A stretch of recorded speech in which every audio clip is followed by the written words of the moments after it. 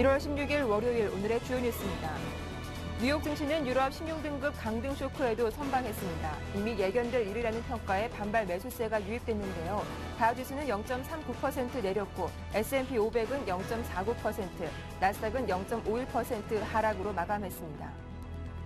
유럽 증시가 소폭 하락했습니다. 장 초반 기분 좋은 상승세를 보였지만 국제신용평가사의 신용등급 강등 소식에 분위기는 급격히 식었습니다. 프랑스가 0.11%, 독일 지수가 0.58% 내렸습니다. 국제유가는 유럽연합에서 이란산 원유 수입 금지를 6개월 늦출 것이라는 발언이 나오면서 3주의 최저치로 떨어졌습니다. WTI는 40센트 하락한 98달러 70센트에 거래를 마쳤습니다. 국제신용평가사 스탠더드앤푸어스가 결국 프랑스를 비롯한 유로존 내 9개 국가들의 신용등급을 무더기로 강등했습니다. 프랑스와 오스트리아의 국가 신용등급은 트리플 A에서 더블 A 플러스로 한 단계씩 강등됐습니다. 그리스 정부와 민간 채권단이 그리스 국채 교환의 세부 조건을 놓고 막바지 진통을 겪고 있습니다. 특히 투자금의 50%였던 민간의 손실 부담률 상향 여부가 핵심 쟁점으로 떠올랐습니다.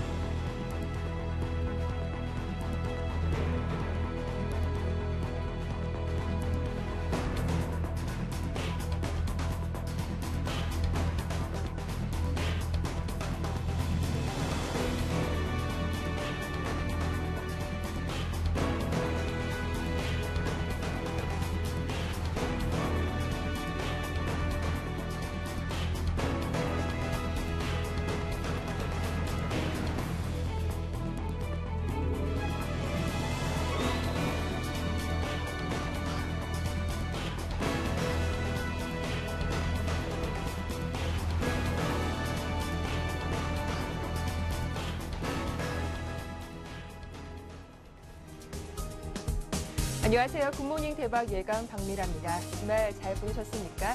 1월 셋째 주 월요일 순서 시작하겠습니다. 자, 언젠가는 터질 재료였지만 예상보다는 빠른 소식이었죠. 국제신용평가사인 스탠더드앤푸어스가 프랑스를 비롯한 유로존 9개 국가들의 신용등급을 일제히 강등시켰는데요. 어느 정도 예상된 일이긴 하지만 이런 소식이 자칫 국내 경제와 증시에 어떤 영향을 미치지 않을까 우려가 높습니다. 자, 이외에도 그리스 국채 협상이 불발됐다라는 소식과 함께 또 이탈리아의 국채 입찰이 마무리됐지만 수요는 높지 않았다라는 소식까지 주말 동안 글로벌 증시에서 나온 재료들 하나씩 분석을 해보겠습니다. 글로벌 핫이슈 오늘 순서는 우리 투자증권 S&G센터 정태근 전문가와 함께하겠습니다. 안녕하세요. 네, 반갑습니다. 자, 신용등급 강등 상당히 큰 악재일 텐데요. 시장의 충격은 그리 크지가 않았습니다. 이미 예상된 재료였다라는 소식에 뉴욕 증시에서는 반발 매수세가 유입되기도 했는데요. 자세한 마감 상황부터 정리해 보겠습니다. 네, 미국 증시부터 좀 살펴보도록 하겠습니다. 일단 출발은 좋지가 않았지만 상당히 그 낙폭을 만회를 하면서 끝냈다는 부분을 좀 긍정적으로 평가를 하고 싶습니다. 이미 좀 예상을 시장에서 했던 부분이긴 하지만 프랑스의 어떤 신용등급 강등설이 실제로 이렇게 표출이 됐습니다. 자, 미국 증시는 하락 출발을 했습니다. 그 예상치를 하회한 JP모건의 실적에 영향이 더 있었고요. 그리고 무역수지 적자폭이 확대가 됐다는 부분도 좀 악재가 됐습니다. 그리고 가장 큰 이유, 죄송합니다.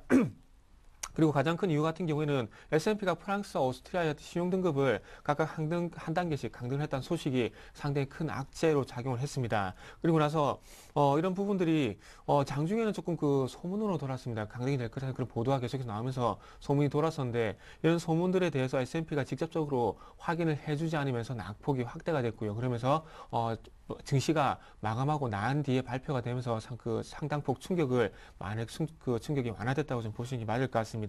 그래서 장초반 1% 넘는 낙폭을 확대시키긴 했지만 낙폭을 천천히 축소를 시키면서 마감하는 그런 모습을 보여줬고요.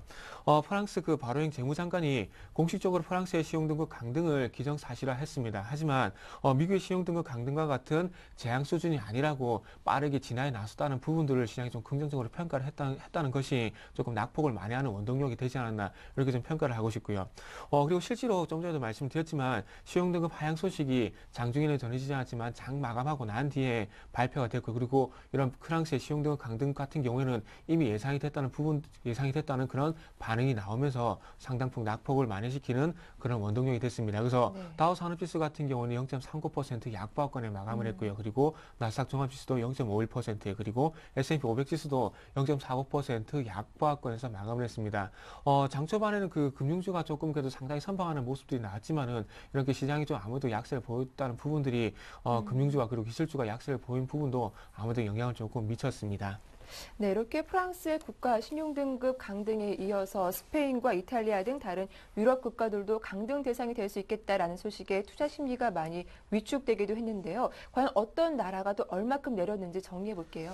네, 일단은 뭐 프랑스, 뭐 오스트리아가 조금 안 네. 좋은 그런 영향을 받았고요. 그래서 조금 전에도 말씀을 드렸지만 유럽 증시 후반 그리고 미국 시장 개장 초에 S&P가 일부 유로존 국가들에 대해서 시용 등급을 강등할 것이라고 로이터 그리고 AFP 통신, 월스트리트저널 그리고 파이낸셜 타임스가 보도를 했습니다. 그리고 실제로 그 미국 증시가 마감하고 난 뒤에 이런 마감하고 나서 한 3시간 뒤에 시용등 강등 소식이 전해졌고요.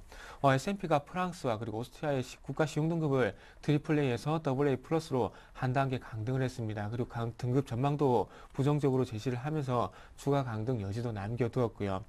특히 프랑스에 대해서는 정부가 계획된 재정 구조 조정을 충실히 이행하지 않았던 이유를 제시를 하면서 추가 강등 가능성이 있다고 밝혔고요. 그리고 현재로서는 올해나 내년에 추가 강등 가능성이 한 3분의 1 정도 된다고 설명을 했습니다.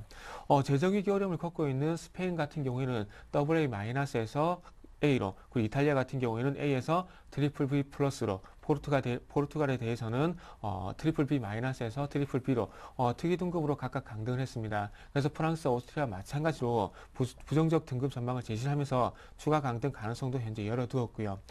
S&P 같은 경우에는 그 유로존 국가들의 등급 조정 이유를 유로존 정상들이 취한 정책 조치들이 유로존의 시스템적인 스트레스를 완전히 해소할 수 있을 만큼의 충분하지 못했기 때문이라고 이유를 밝혔습니다. 그래서 이로 인해서 유로존 경제 침체 국면 지속과 악화되고 있는 재정 상태로 인한 위험 회피 현상을 하방 리스크로 지적을 했습니다. 그래서 하지만 독일, 네덜란드, 핀란드, 룩셈부르크 같은 경우에는 AAA 등급을 유지를 하면서 조금 아직까지 그런 위기가 중심국가로 번져가는 것을 조금 막았습니다.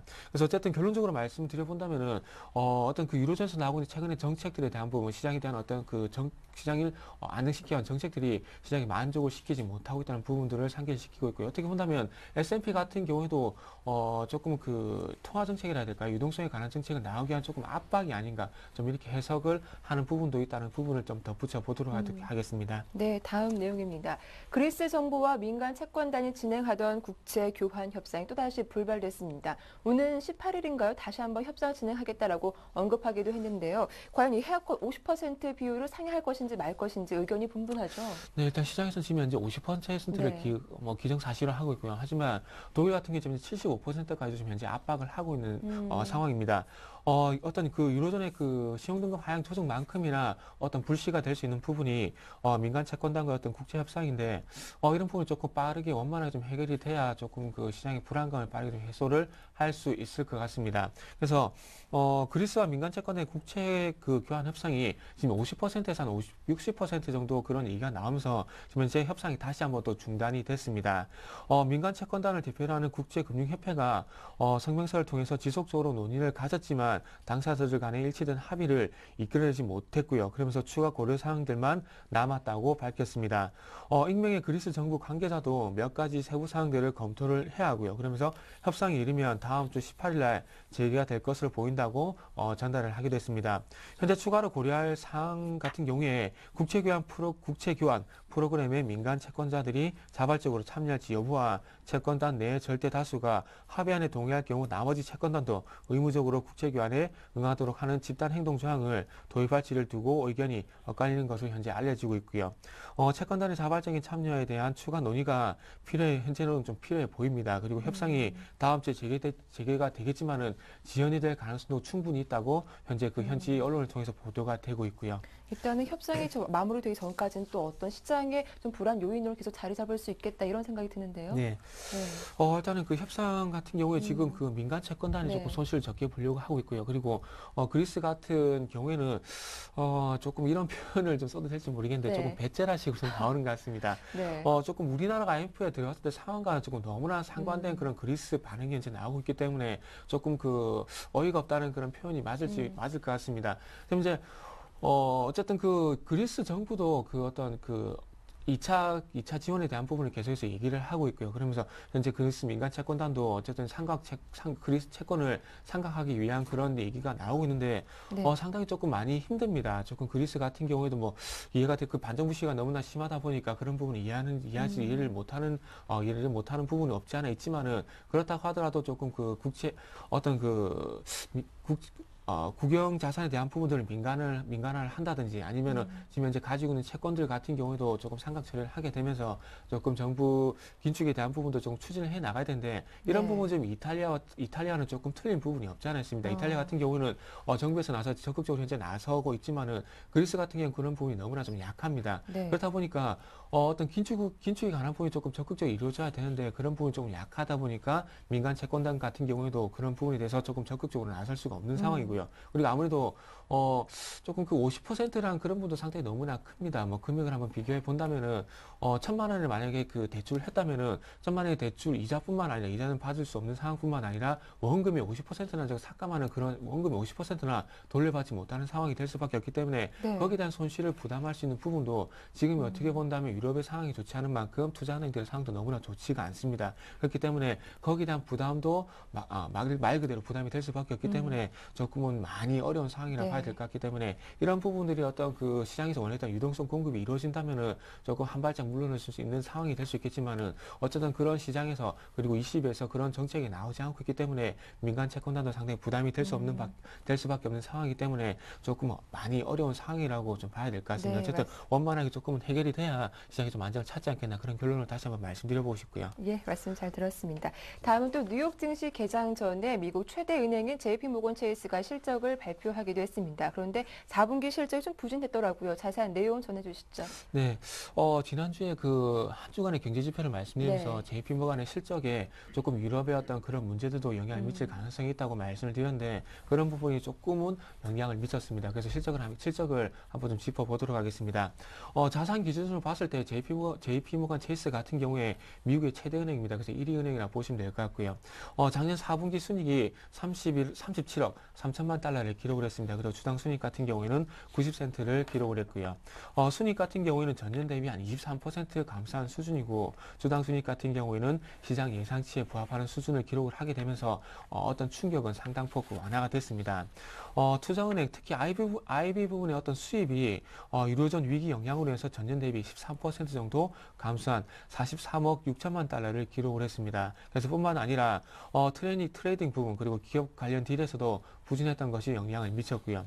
매출 같은 경우는 221억 900만 달러를 기록을 하면서 예상치인 230억 6천만 달러를 하회를 했습니다. 그래서 이번 주에는 뭐 골드만삭스 그리고 뭐 비옥 그 뱅크 오브 아메리카 같이 이렇게 아주 굵직굵직한 그 금융주들의 어떤 실적이 예정이 돼 있는데 JP모건과 같이 조금 그 부진하더라도 시장이 좀 예상치에 부합하는 실적들이 조금 나와준다면은 시장의 충격은 덜할 수가 있기 때문에 어떤 예상치에 부합하는 실적이 나와주기를 조금 기대를 해봐야 될 것 같습니다. 네, 이어서 지표 내용들로 정리를 해보겠습니다. 간밤 미국에서 발표된 지표들 호재와 좀 악재가 엇갈리지 않았나 싶은데요. 일단 하나씩 좀 정리를 해보겠습니다. 먼저 11월 미국의 무역수지 적자 규모가 예상 밖으로 늘었다라는 소식이었죠. 네, 이 부분도 조금 화면을 일단은 그 안 좋게 발표가 됐지만 네. 화면을 좀 보시면서 한번 설명을 드려보신다면 그렇게 크게 우려할 만한 수준은 아니라고 좀 말씀 한번 드려보고 싶습니다. 네. 자, 미국 상무부 발표에 따르면 11월 달 무역수지 같은 경우에는 477억 5천만 달러를 기록했습니다. 그래서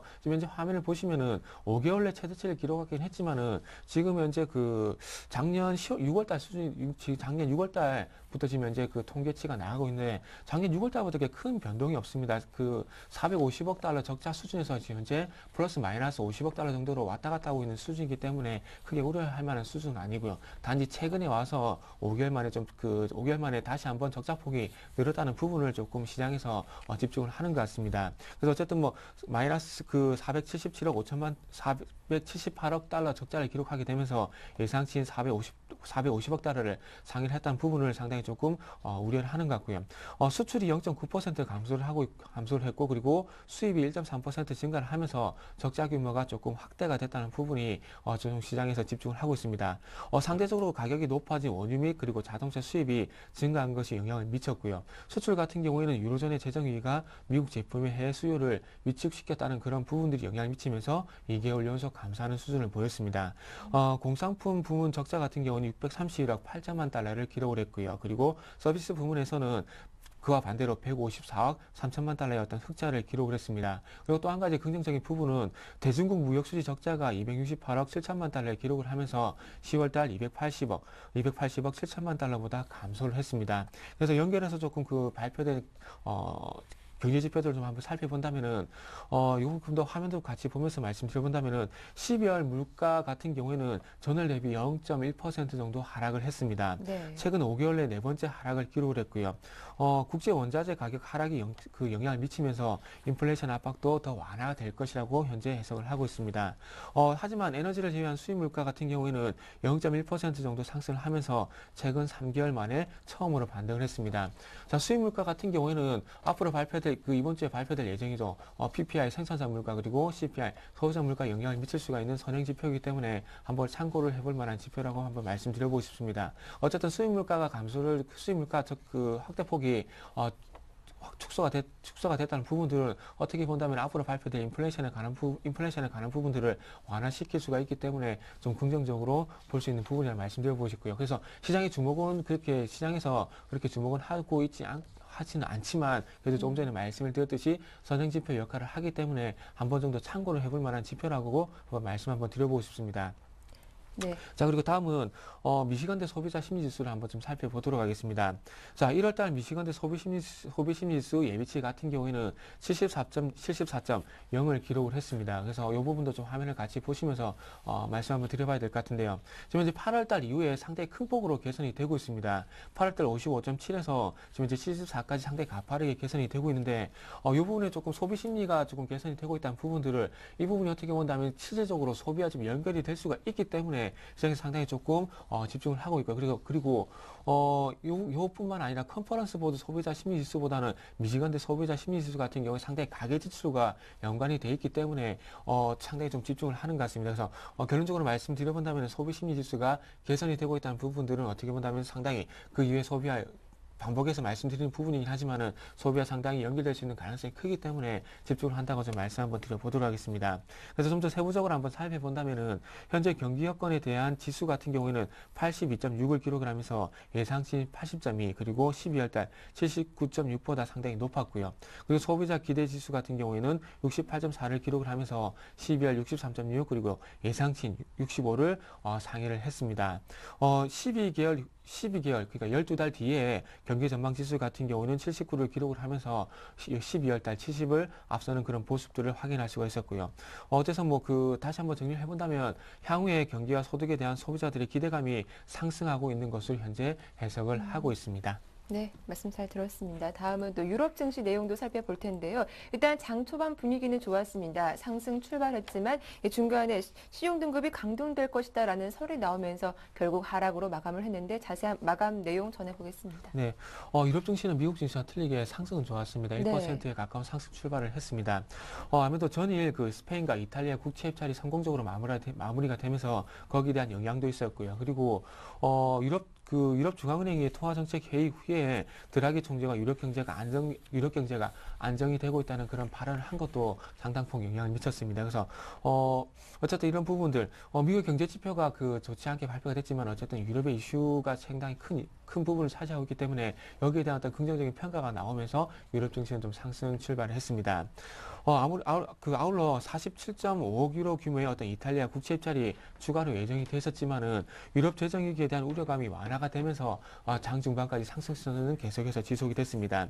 그리고 유럽 증시도 마찬가지로 장 중반까지 상승세가 계속해서 지속이 되다가 S&P가 유로존 일부 국가에 대한 신용 등급 하향 조정이 이루어질 것이라는 그런 보도가 시장에 계속해서 나오면서 독일과 프랑스 증시가 고점 대비해서 2%가 넘는 급락세를 보이기도 했습니다. 시장에서는 뭐 하락폭을 본다면은 1% 정도 되지 않지만 그래도 고점 대비해서는 상당히 큰 낙폭을 보였기 때문에 상당히 시장에 큰 우려감도 제기가 됐었습니다. 특히 프랑스와 오스트리아의 신용등급 강등이 유력하다는 소문이 크게 작용을 했고요. 그리고 미국 증시에서도 말씀을 드렸듯이 월스트리트저널, 파이낸셜 타임스, 그리고 FT 통신, 그리고 AFP 통신에서 상당히 그 보도가 됐습니다. 그리고 프랑스의 어떤 정부 관리자의 어떤 발언을 통해서도 계속해서 이런 소문이 계속해서 돌았고요. 그리고 이런 그 신용등급 그 소식뿐만 아니라 미국 최대 은행인 JP모간의 실적도 부진할 것이라는 실적이 부진하게 발표가 됐고요. 그리고 11월 달 미국의 무역 수지도 적자폭을 확대했다는 부분도 악영향을 미쳤습니다. 프랑스의 신용등급 강등이 이미 예상된 부분이라는 반응이 나오면서 1% 넘게 하락을 보였던 부분들이 약보합권으로 축소를 시키면서 마감을 했다는 부분도 좀 긍정적으로 봐야 될 것 같고요. 어쨌든 영국 같은 경우에는 0.45% 하락폭을 만회를 했고요. 그리고 독일 같은 경우에는 0.58%, 프랑스 같은 경우 상당히 큰 폭으로 만회를 했습니다. 마이너스 0.1% 정도 거의 보합권 수준으로 마감했다는 부분을 긍정적으로 평가를 하고 싶고요. 업종별로 한번 살펴본다면 원자재 관련주 그리고 미주구가 마찬가지로 금융주가 상당히 큰 폭의 좀 하락을 보였습니다. 네, 유럽 증시 마감 상황 정리해봤고 상품 시장 쪽으로 넘어가 보겠습니다. 금방 국제 유가가 3주의 최저치로 떨어지기도 했습니다. 과연 어떤 재료 때문에 하락했는지 그 이유 정리해 주시고 금값 마감 상황도 살펴보겠습니다. 네, 일단 유가 같은 경우 최근에 어떤 이란의 지정학적 리스크만 본다면 상당히 그 상승을 할 수 있는 그런 요인으로 좀 작용할 수 있습니다. 하지만 지금 현재 어떤 전쟁과 연결될 수 있는 그런 지정학 리스크까지는 가지 않다 보니까 아무래도 미국의 경제 지표와 그리고 유럽의 그 경기 동향과 상당히 좀 연관된 그런 모습을 현재 보여주고 있습니다. 어떤 그 유럽에서 이란의 원유 금수 연기로 인해서 조금 하락을 했다는 부분도 있지만 그 더 추가적인 이유를 또 한번 살펴본다면은 미국의 경제 지표 특히나 무역 수지 어떤 적자폭이 확대가 됐다는 부분, 미국의 경제 지표도 상당폭 영향을 미치면서 하락을 했습니다. 그래서 서부 텍사스산 그 선물 같은 경우에 98.70달러를 기록을 했습니다. 그리고 금값도 마찬가지로 조금 하락을 했고요.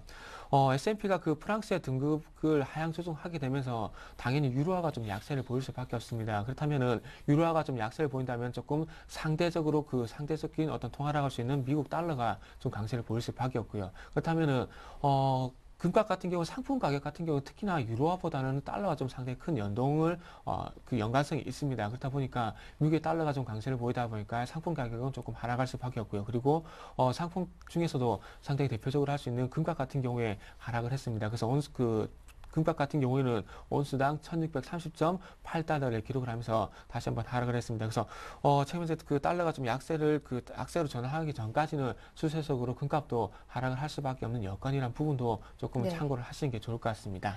네, 끝으로 이번 주는 유로존 단기 국채 입찰이 몰려 있습니다. 과연 뉴욕 증시 체크 포인트 어떤 것들이 있는지 정리를 해보고요. 또한 이번 주는 또 4분기 어닝 시즌이 피크에 달할 것이다라는 이야기가 있습니다. 어떤 기업들의 실적을 발표하는지 실적과 함께 또 주요 일정들 정리해 주시죠. 네, 일단은 미국 쪽부터 먼저 살펴보면서 실적부터 한번 살펴보도록 하겠습니다. 지난주에 알코올을 시작해서 실적이 먼저 발표가 됐지만 이번 주에 많은 기업들이 일단 실적이 발표되기 시작을 합니다. 그래서 월요일은 휴장이고요. 월요일 휴장이라서 화요일부터 한번 좀 살펴보도록 하겠습니다. 17일 화요일 날은 시티그룹 그리고 웰스파고의 어떤 기업 실적이 발표가 되고요. 그리고 18일 같은 경우에는 골드만삭스, US뱅커프, 이베이의 실적이 발표가 됩니다. 그리고 목요일인 19일 같은 경우에는 뱅크 오브 아메리카 그리고 모건스탠리, 구글, IBM, 인텔, 마이크로소프트의 기업 실적이 발표가 되고요. 그리고 20일 금요일 같은 경우에는 서드뱅크, 제네럴 일렉트릭스, 선트러스트 뱅크의 어떤 실적이 발표가 됩니다. 그래서 핵심만 좀 한번 짚어본다면 IT 금융주의 실적이 발표가 된다고 보시면 될 것 같고요. 그래서 이런 그 IT 그리고 그 IT 금융주의 실적에 의해서 우리나라 IT 관련주 그리고 은행주의 어떤 그 주가 영향도 미칠 가능성도 조금 염두에 두시는 게 좋을 것 같습니다. 자, 다음은 경제 지표 한번 좀 살펴보도록 살펴보도록 하겠습니다. 자, 마찬가지로 화요일부터 조금 경제 지표가 발표가 되는데 17일부터 한번 살펴본다면은 17일 화요일 같은 경우는 1월달 엠파이어 스테이트 지수가 발표가 되고요. 그리고 18일부터는 상당히 지표가 많이 발표가 됩니다. 18일 수요일 같은 경우에는 주간 MBA 모기지 신청 지수가 발표가 되고요. 그리고 12월 생산자 물가 지수, 그리고 근원 PPI가 발표가 됩니다. 그리고 12월 산업생산, 그리고 12월 설비 가동률, 그리고 1월달 주택시장 지수가 발표가 되고요. 그리고 1월 19일 같은 경우에는 주간 신규 실업수당 청구 건수가 발표가 되고, 그리고 12월 소비자 물가 지수, 그리고 근원 소비자 물가 지수가 발표가 됩니다. 그리고 주택 지표도 발표가 되는데요. 주택 착공 건수, 건축 허가 건수가 발표가 됩니다. 그리고 1월달 필라델피아 제조업 지수가 발표가 되고, 그리고 주간 원유 재고도 발표가 됩니다. 그리고 20일 같은 경우에는 12월 기존 주택 판매 건수가 발표가 예정이 되어 있고요. 그리고 이번 주 같은 경우는 아무래도 핵심은 조금 그 제조업 지표, 그리고 물가 지수가 조금 인플레이션을 좀 가늠할 수 있는 물가 지표가 조금 키포인트라서 말씀 한번 드려보도록 하겠습니다. 지난주에 그 12월달 수입 물가 지수가 조금은 낮게 긍정적으로 발표가 됐기 때문에 마찬가지로 생산자 물가 지수, 그리고 소비자 물가 지수도 조금 하향 안정화되는 부분이 좀 발표가 되지 않겠나 이렇게 좀 말씀 한번 드려보고 싶고, 어쨌든 지금 미국의 어떤 양적 완화 기조를 계속해서 이어갈 수 있는 그런 기반을 좀 마련할 수 있는 부분을 연결될 수 있겠다, 이렇게 말씀 한번 드려보도록 하겠습니다. 그리고 마지막으로 미국 쪽을 말씀드렸는데, 이제는 글로벌 쪽으로 한번 주요 이슈들을 한번 좀 살펴보도록 하겠습니다. 네. 16일부터 좀 한번 살펴본다면은 16일 같은 경우에는 이탈리아의 77억 유로, 그리고 영국에서는 30억 파운드, 그리고 스페인 같은 경우는 5억 유로의 어떤 국채가 만기가 예정이 되어 있습니다. 그리고 17일 같은 경우에는 중국에서 4분기 GDP가 발표가 됩니다. 지금 현재 3분기 9.6%에서 조금 4분기에는 8%대였던 GDP가 하향이 될 것이라는 그런 부분 예상을 하고 있습니다. 그래서 조금은 시장 예상치에 부합하는 그런 GDP가 발표가 돼야 조금 시장에 큰 충격을 받지 않을 가능성이 상당히 크다고 좀 말씀 한번 드려보고 싶고요. 그리고 산업 생산이 중국의 어떤 산업 생산도 발표가 됩니다. 그리고 미국의 3개월 290억 불, 그리고 6개월 270억 불의 단기 국채 입찰이 예상이 되어 있습니다. 그리고 유럽 쪽 같은 경우에는 스페인이 12개월, 18개월, 그리고 벨기에가 3개월, 12개월의 단기 채 입찰이 예정이 되어 있고요. 18일 같은 경우에는 영국과 이탈리아의 정상회담이 예정이 되어 있으면서 마찬가지로 포르투갈이 3개월 그리고 6개월의 단기채 입찰이 예정이 되어 있기도 하고요. 19일 같은 경우에는 이탈리아의 90억 유로 규모의 국채 만기가 예정이 되어 있습니다. 그리고 20일 같은 경우에는 독일, 프랑스, 이탈리아 정상회담이 예정이 되어 있고, 그리고 그리스 같은 경우에는 그리스 20억 유로, 그리고 스페인의 86억 유로, 포르투갈의 40억 유로 정도의 국채 만기가 예정이 되어 있습니다. 그래서 실적은 좀 빼고 말씀드렸는데, 실적은 말씀을 드렸기 때문에 네. 화면에 나오는 실적 발표가 예정이 된 기업들 같은 경우는 아무래도 시장에서 집중하고 있는 기업들이기 때문에 아무래도 중요하기 때문에 조금 한번 더 붙여봤습니다. 네, 이번 주 상당히 일정이 많네요. 하나씩 다 살펴보시길 바라겠습니다. 글로벌 핫이슈 오늘 순서는 우리 투자증권 S&G 센터의 정태근 전문가와 함께했습니다. 수고 많으셨어요. 네, 감사합니다.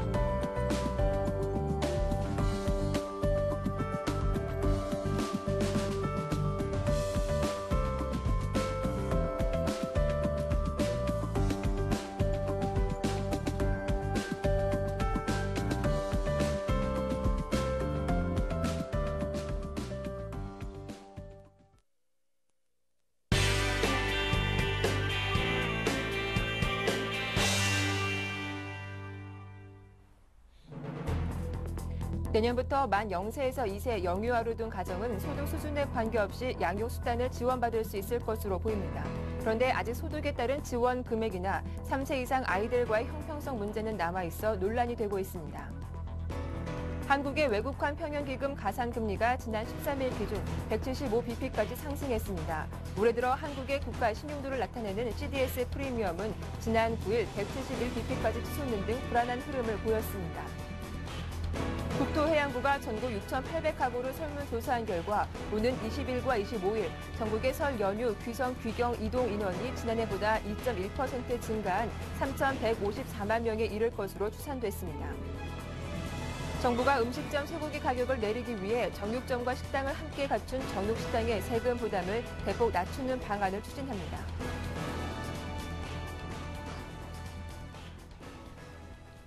오늘 이슈의 이슈는 서울경제신문 부동산부의 이혜진 기자와 함께하겠습니다. 안녕하세요. 예, 안녕하세요. 네, 첫 소식입니다. 내년부터 만 0세에서 2세 영유아를 둔 가정은 소득 수준에 관계없이 양육, 수당을 지원받을 수 있을 것으로 보입니다. 일단 신혼부부나 어린 자녀를 둔 가정은 좀 환영할 만한 그런 소식이네요. 예, 정부는 현재 만 0세에서 2세 아이를 집에서 돌볼 경우에는 월 10에서 20만 원 가량의 양육 수당을 지급하고 있는데요. 현재는 소득 수준이 낮은 차상위 계층만 이런 양육 수당을 지급하고 있습니다. 그런데 내년부터는 소득 수준에 상관없이 전 가정에 양육 수당을 지급하겠다는 입장을 어제 정부가 밝혔습니다. 어린 자녀에 대한 정보 지원은 현재 크게 두 가지로 나눠져 있는데요. 어린이집 보육료와 집에서 돌볼 경우에는 양육 수당을 지급하는 것입니다. 정부는 올해 3월부터 이미 0에서 2세 영유아를 어린이집에 보낼 경우에는 부모 소득에 상관없이 보육료를 지급하고 있습니다. 그런데 0에서 2세 영유아를 집에서 돌볼 경우에는 차상위 계층까지만 월 10에서 20만 원 상당의 양육수당을 지원해주고 있습니다. 이렇게 되면 차상위 계층은 아니지만 외벌이 가정에서 아이를 돌볼 경우에는 어린이집 보육료와 양육수당을 모두 지원받을 수 없게 되는 상황이 벌어지게 됩니다. 이렇게 되자 정부 정책이 맞벌이 부부에게만 호의적이라는 불만이 외벌이 가정을 중심으로 엄청나게 그동안 제기됐습니다. 그래서 정부가 이 같은 문제를 받아들여서 내년부터는 아이를 집에서 돌볼 경우에도 소득 수준에 상관없이 양육수당을 주겠다며 민심 달래기에 나섰습니다. 네, 그런데 아직 소득에 따른 지원 금액이나 3세 이상 아이들과의 형평성 문제가 남아있기 때문에 좀 논란이 더 클 것 같아요. 예, 그렇습니다. 여기서 복지 수혜 대상 범위와 수준을 놓고 벌써부터 논쟁이 이어지고 있는데요. 소득 수준이 높은 가정까지 똑같은 보육 수당을 줘야 되냐 이런 문제가 나오고 있습니다. 또 3세에서 5세 아동과의 형평성 문제도 큽니다. 현재 만 3세에서 5세 아이의 경우에는 보육시설을 이용해야만 보육료 지원을 받을 수 있습니다. 그러나 앞으로 3세에서 5세 아이의 경우에도 집에서 아이를 돌볼 경우에는 양육수당을 줘야 되는 거 아니냐 이런 문제 제기가 나올 수 있습니다. 그래서 정부가 올해부터 논의를 거쳐서 내년에 시행하게 될 예정인데요. 앞으로 논란이 이어질 것으로 보입니다. 네, 한국 경제가 올해 상반기 좀 어려움이 있을 것이다라는 전망이 제기돼 왔습니다. 그런데 실제로도 벌써 위험 지표의 경고등이 켜지고 있다고요?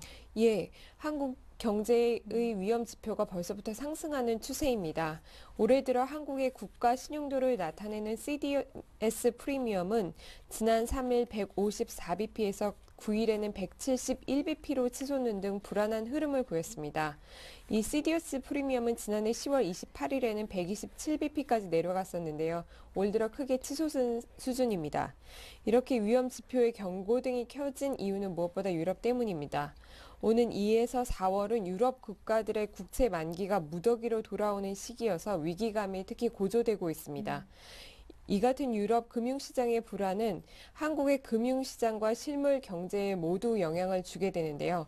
우선 금융시장에서는 대규모 유럽계 자금이 빠져나갈 가능성이 매우 큽니다. 이미 지난해에도 유럽계 자금이 주식시장에서만 10조 원 이상 빠져나갔는데요. 올해는 그 속도가 더 가속화될 것으로 보입니다. 이렇게 되면 당연히 환율도 올라가게 되겠죠. 또 실물 경제에 미치는 영향도 큰데요. 한국 수출에 상당한 타격이 예상됩니다. 지난해 한국 수출에서 유럽연합이 차지하는 비중은 10%에 달했기 때문입니다. 이렇게 되면 그동안 잠복해 있던 가계부채나 고용 고용 불안도 다시 수면 위로 올라갈 가능성이 큽니다. 지난해 취업자 수가 약 40만 명이었는데요. 네. 올해는 약 20만 명대로 뚝 떨어질 수 있다. 이런 전망이 나오고 있습니다. 수출 둔화로 제조업 고용이 부진할 가능성이 크기 때문입니다.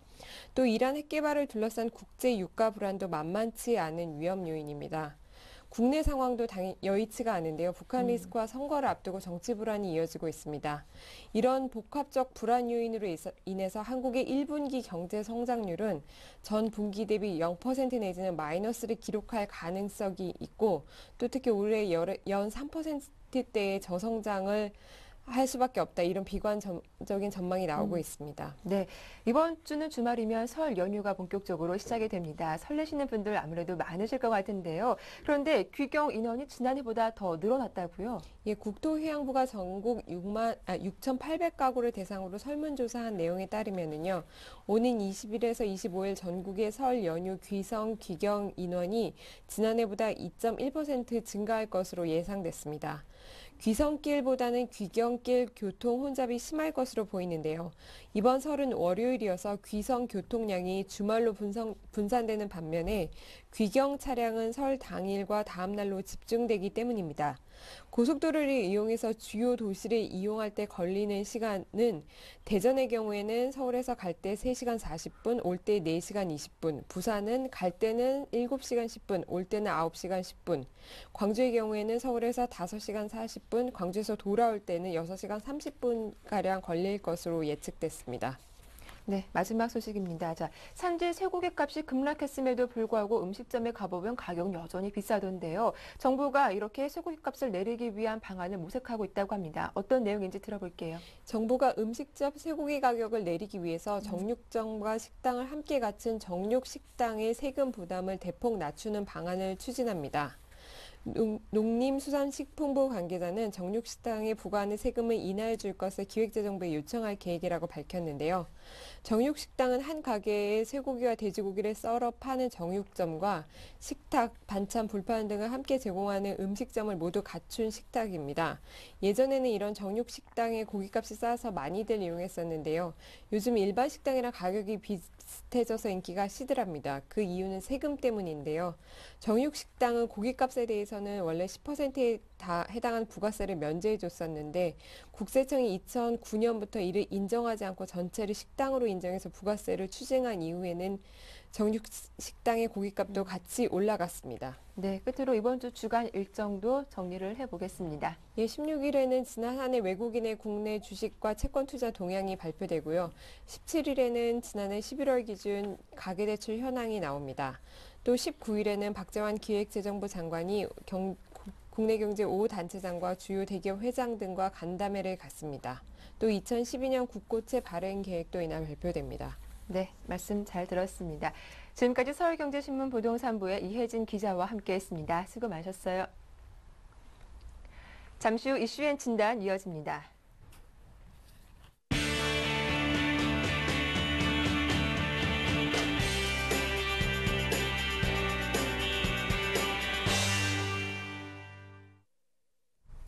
자, 오늘장 전략을 보는 이슈앤 진단 시작하겠습니다. 오늘 순서는 신영증권 영등포 지점의 윤경수 차장과 함께하겠습니다. 안녕하세요. 네, 안녕하세요.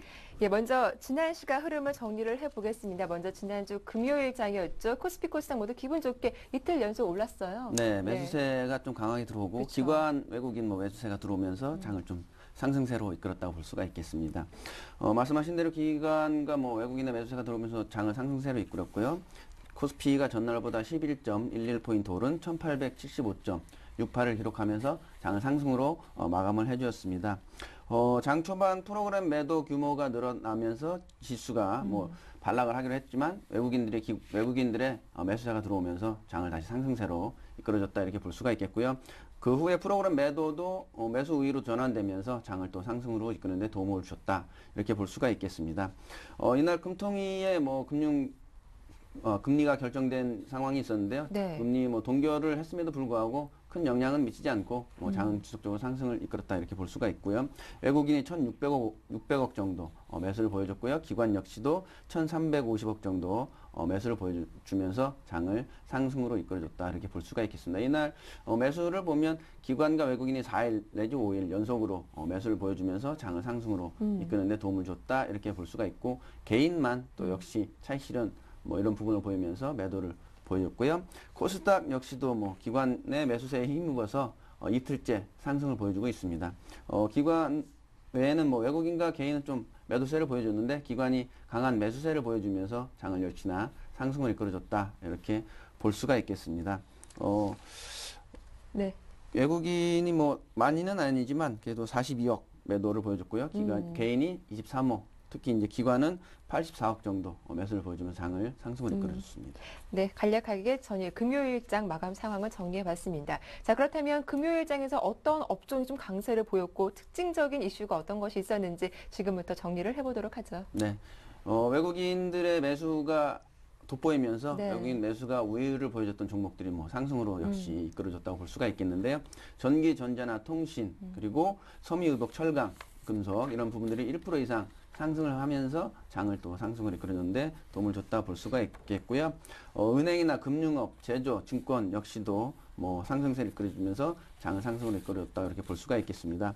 시가총액 상위 종목들 역시도 뭐 상승세를 보여주긴 했지만 약간의 혼조세를 보여주면서 장을 상승으로 이끄는데 좀 보탬이 됐다 볼 수가 있겠고요. 삼성전자나 포스코, 그리고 현대모비스나 LG화학, 신한지주 이런 부분들은 강한 상승세를 보여주면서 장을 마감으로 이끌어줬고요. 뭐 조금 더 볼 이슈는 현대 홈쇼핑인데요. 현대 홈쇼핑이 네. 한섬이죠. 한섬 지분을 34.65% 보유를 하면서 패션 사업 진출을 위해서 보유를 했거든요.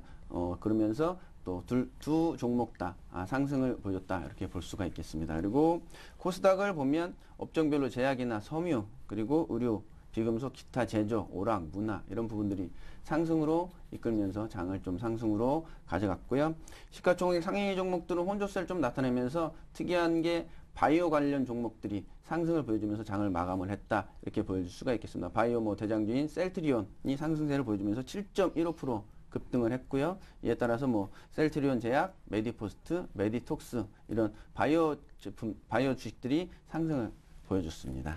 네, 저희가 앞서도 살펴봤지만 간밤 프랑스의 국가 신용등급이 강등됐습니다. 시장에 미치는 영향은 크지 않을 것이다라는 의견이 지배적이기도 한데요. 그럼에도 오늘 국내 증시 좀 부담이 될 것 같습니다. 어떤 대응 전략이 필요할까요? 네, 말씀하신 대로 아무래도 9개나 되는 네. 나라들이 신용등급을 하향을 했기 때문에 국내 증시에는 좀 영향은 미치지 않을까 이렇게 생각이 됩니다. 하지만 네. 말씀하신 대로 큰 영향은 미치지 않겠다 이렇게 대부분의 전문가들이 의견을 내놓고 있는데요. 그 이유는 지난 12월 달에 이미 S&P사에서 신용등급 강등을 하겠다 이런 네. 의견들을 내놓았고요. 그런 부분들이 주가에 선반영되고 미리 이미 주가에는 녹아있다 이렇게 보여지면서 큰 영향은 미치지 않겠다 이렇게 보여줄 수가 있겠는데요. 미국과 유럽 시장 또한 별다른 반응을 보이지 않는 것도 큰 영향은 미치지는 않겠구나 이런 생각을 가질 수 있게 할 수가 있겠습니다. 하지만 아무래도 유럽의 은행들이 자금을 자국으로 이탈하는 부분이 생길 가능성이 높기 때문에 이런 부분은 우리가 충분히 보고 가야 될 상황이고요.